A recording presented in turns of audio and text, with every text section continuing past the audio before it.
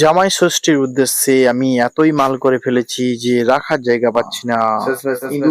প্রতিদিনের মতন আমি দোকানে বেরিয়ে পড়ছি এবং মায়ের পুজোর জন্য ফুল তুলে নিই। সকালবেলা বৃষ্টি হওয়ার কারণে দোকান খুলতে দেরি হয়ে গেল। দোকানের সামনে হালকা করে সুইমিং পুল হয়ে গেছে। সুইমিং পুলে জলটা বের করে দিলাম যাতে লোক এসে না ডুবে যায়। এইটা করতে করতে দেখলাম আমার বন্ধু আসছে। বন্ধুকে দিয়ে টেবিলটা ধরিয়ে নিলাম। সূর্যকে সদ্ব্যবহার কে না করতে ভালোবাসে। বলতে বলতে দোকান সাজানো কমপ্লিট হয়ে গেল। আর সকাল সকাল খাবারে কিছু না থাকায় আমাকে হাওয়া খেয়ে থাকতে হলো। এদিকে দেখি কাবিবের সব কিছু মাল ঢুকে গেছে। একে একে করে পেটিগুলো কেটে নিলাম, কিন্তু এতগুলো মাল ঢুকবে কিভাবে?